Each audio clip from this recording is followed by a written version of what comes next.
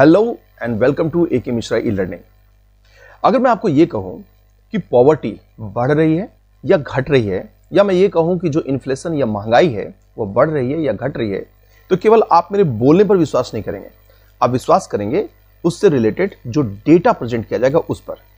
तो हमारा यह जो टॉपिक है वह टॉपिक है जनरली एक सर्वे से रिलेटेड, और वह जो सर्वे है वह क्या है, वह है हाउस होल्ड एक्सपेंडिचर सर्वे। तो देखिए पेपर की जो दो कटिंग्स हैं उसमें देखिए फर्स्ट कटिंग है कि MoSPI household expenditure survey came amid internal wrangling over future round, और सेकंड यहां पर households spending more on beverages refreshments processed food survey. तो अब हम इसे देखते हैं पूरे डिटेल के साथ। यहां पर यह है कि एक है मॉस्पी, मतलब ministry of statistics and programme implementation. उसने डिसाइड किया था कि 2 कंसेक्यूटिव सर्वे वो करेगा और वो रिलेटेड होगा हाउस होल्ड कंजम्पशन एक्सपेंडिचर से। और जो 2 कंसेक्यूटिव सर्वे की हमने बात की वह देखिए पीरियड है फर्स्ट 2022-23 एंड 23-24। तो ये 2 कंसेक्यूटिव सर्वे किया उसने। थोड़ा हम इसके बारे में अगर देखें तो क्या है कि जिस मॉस्पी की हमने बात की, मतलब ministry of statistics and programme implementation की, उसके अंदर है NSSO, मतलब नेशनल सैंपल सर्वे ऑफिस। वो क्या कर रहा है वो देखिए, वो कंडक्ट कर रहा है हाउस होल्ड सर्वे किस पर, तो ऑन कंजम्पशन और कंज्यूमर एक्सपेंडिचर, वो भी रेगुलर इंटरवल पर। और जो वो करता है उसमें जो नॉर्मली लेते हैं वो 1 ईयर ड्यूरेशन लेते हैं। और ये काम किया जा रहा है सिंस 1972, मतलब 1972 से ये काम किया जा रहा है। उसमें यहां पर यह है कि उसको इस तरीके से डिजाइन किया गया है कि जो इंफॉर्मेशन है वो कलेक्ट करना है किस पर, कंजम्पशन का। वो भी कंजम्पशन किसका, तो ऑब्वियसली गुड्स एंड सर्विसेज का। लेकिन वो कौन कर रहा है, तो हाउस होल्ड्स कर रहा है। और इस सर्वे का जो एम है वह यह है कि generating estimates of house hold, लेकिन किस बेसिस पे, तो मंथली पर कैपिटा कंजम्पशन एक्सपेंडिचर पे। और फिर उसका डिस्ट्रीब्यूशन वो भी क्या देखना है, वो भी सेपरेटली, मतलब रूरल का अलग से और अर्बन का अलग से। तो मतलब ये है कि रूरल लेवल पर कितना है मंथली पर कैपिटा एक्सपेंडिचर, और अर्बन लेवल पर कितना है मंथली पर कैपिटा एक्सपेंडिचर। तो ये जो सर्वे इसका एम है कि इससे रिलेटेड डेटा को वो जनरेट करता है। अब मेथोडोलॉजी की अगर हम बात करें, हालांकि मेथोडोलॉजी अब चेंज हो गई, लेकिन पहले क्या था वो देखिए। पहले जो था यहां पर कि 3 क्वेश्चनर्स थे। उसमें फर्स्ट क्या था, पूछना था फूड आइटम से रिलेटेड, सेकंड क्या था कंज्यूमेबल्स एंड सर्विसेज आइटम्स, और थर्ड क्या था ड्यूरेबल गुड्स यूज्ड। और फिर यहां पर यह है कि जो हाउस होल्ड ने कंज्यूम किया उससे रिलेटेड है। लेकिन हमें पता है कि हमारे यहां पर बहुत सारे ऐसे हाउस होल्ड्स हैं जो BPL के नीचे है, मतलब बिलो पॉवर्टी लाइन के नीचे है। अब यहां पर यह है कि उनको भी गुड्स एंड सर्विसेज दिया जाता है गवर्नमेंट की तरफ से सोशल वेलफेयर प्रोग्राम्स के अंडर में। तो अब यहां पर क्या किया जाता है कि जो इंफॉर्मेशन कलेक्ट किया जाता है, तो उस इंफॉर्मेशन में उसमें एक अलग से सेपरेट प्रोविजन रखा जाता है इन सारे जो कंजम्पशन हाउस होल्ड्स को, जो उनको वेरियस सोशल वेलफेयर प्रोग्राम्स के अंडर में मिलता है। जो मैंने ये बात कही थी कि मेथोडोलॉजी चेंज हो गई, वो देखिए क्या है कि अब जो है उसमें नंबर ऑफ आइटम्स को बढ़ा दिया गया है। पहले था 347, वहां से बढ़कर कितना हो गया 405 आइटम्स। और जो क्वेश्चनायर है उस क्वेश्चनायर में क्या किया गया है कि 4 सेपरेट क्वेश्चनायर्स को लाया गया। 4 सेपरेट जो क्वेश्चनायर्स है उसमें वो रिलेटेड है फूड से, कंज्यूमेबल्स एंड सर्विसेज आइटम्स, और फिर ड्यूरेबल गुड्स से। अब जो पहले क्वेश्चनायर था उसमें यहां पर ये होता था कि सिंगल विजिट करेंगे आप, जो भी सर्वे है तो उस सर्वे से आप क्या करेंगे, उसमें सिंगल विजिट करेंगे। लेकिन अब यहां पर डेटा कलेक्ट करने के लिए मल्टीपल विजिट करना होता है। तो ये हमने देखा कि मेथोडोलॉजी में क्या चेंज हुआ। चलिए अब हम आते हैं उस डेटा पर जो कि 2023-24 से रिलेटेड है, मतलब मेजर हाइलाइट्स फॉर 2023-24। अब देखिए यहां पर क्या बात हो रही है, एवरेज MPSE, तो MPCE, तो MPCE जो है तो आप पहले देख चुके हैं कि ये क्या है, ये है मंथली पर कैपिटा कंजम्पशन एक्सपेंडिचर। तो यहां जो डेटा है वो डेटा ये कह रहा है कि एवरेज इंडियंस मंथली स्पेंडिंग वो क्या हुआ, बढ़ा है कितना 9.2%, और बढ़कर कितना हुआ है 4122 रुपीज किसका, तो रूरल एरियाज का। और अगर हम अर्बन एरिया की बात करें यहां पर कितना बढ़ा 8.3%, तो अगर मॉनेटरी टर्म्स में देखें तो यह कितना है 6,996 रुपीज ये अर्बन रीजन के लिए।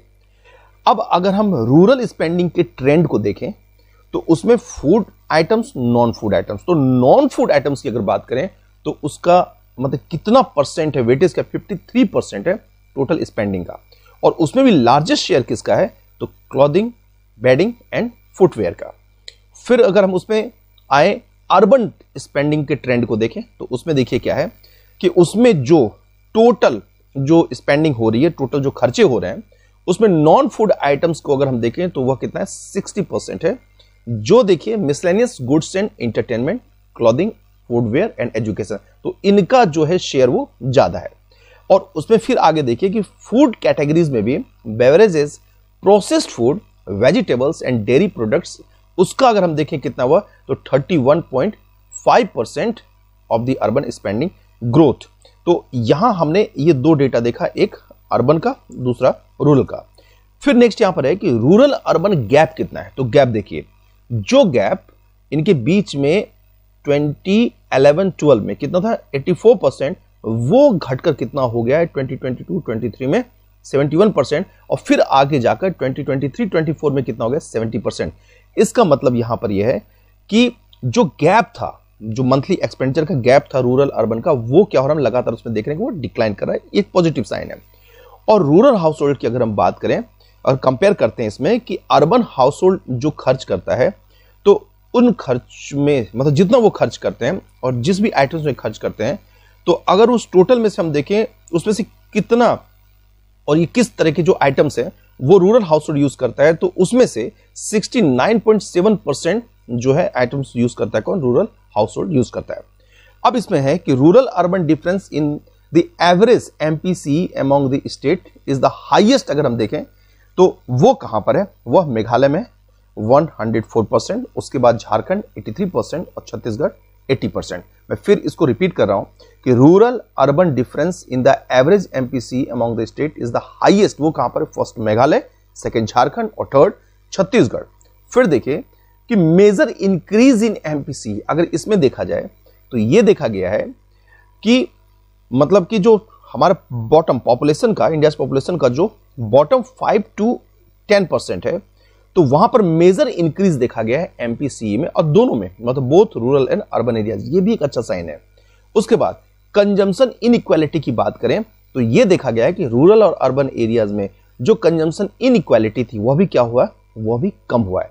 और इसका एक एग्जांपल यहां पर क्या हुआ है, गिनी कोएफिशिएंट। गिनी कोएफिशिएंट में देखा गया है चाहे रूरल एरियाज हो चाहे अर्बन रीजन हो, तो गिनी कोएफिशिएंट की जो वैल्यू है वो वैल्यू क्या हुई है, वो वैल्यू कम हुई है। आप देख लीजिए वो वैल्यू कम कैसे हुए, तो 0.266 से घटकर कितना हो गया 0.237, ये रूरल एरियाज के लिए।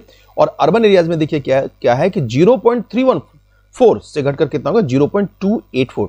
तो गिनी कोएफिशिएंट की वैल्यू ही होती है 0 से 1 के बीच में। और यहां हम क्या देख रहे हैं कि जो गिनी कोएफिशिएंट की वैल्यू है वो किधर की ओर शिफ्ट हो रही है, 0 की तरफ शिफ्ट हो रही है। इसका मतलब है कि इनइक्वालिटी क्या हो रही है, वह रिड्यूस हो रही है। तो इससे अगर हम देखें तो आप डेटा की बात करें तो डेटा के बेस पर हम कर सकते हैं कि इनइक्वालिटी जो वह क्या हो रही है, वह कम हो रही है। अगर हम रीजनल कंजम्पशन पैटर्न की बात करें तो रीजनल कंजम्पशन पैटर्न में यहां पर यह है कि वेस्टर्न और जो नॉर्दर्न स्टेट्स हैं वहां पर यह देखा गया कि had higher per capita consumption, अगर कंपेयर करते हैं हम उसको ईस्ट और सेंट्रल स्टेट्स से, तो वेस्टर्न में और जो नॉर्थ है स्टेट्स हैं वहां पर ज्यादा पर कैपिटा कंजम्पशन है अगर कंपेयर किया जाए उसको ईस्ट से और सेंट्रल स्टेट से।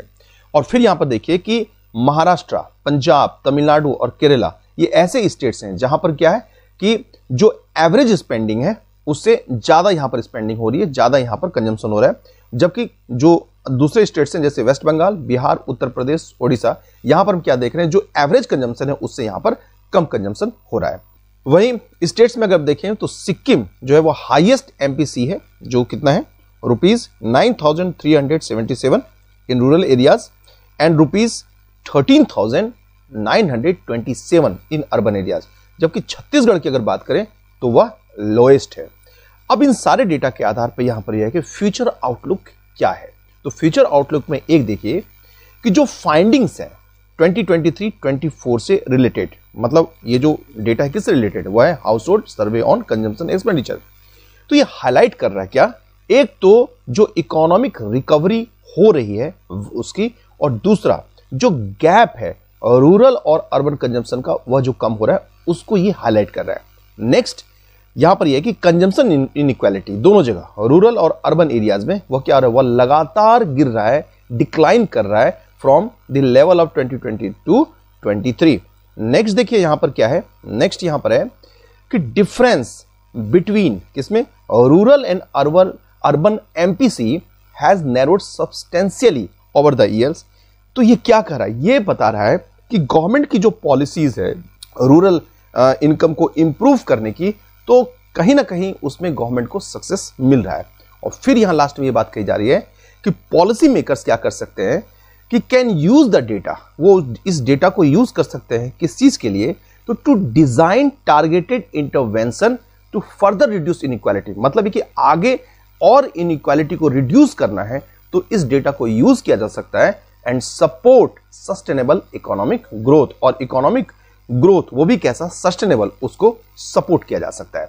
तो हमने इस वीडियो में जो रिसेंट डेटा आया है house hold survey on consumption expenditure, तो हमने उसके इर्द गिर्द जो भी उससे रिलेटेड डायमेंशंस थे, पर्सपेक्टिव था, उसको हमने देखा। इसके साथ ही हम इस वीडियो को यहीं पर कंक्लूड करते हैं। Thank you.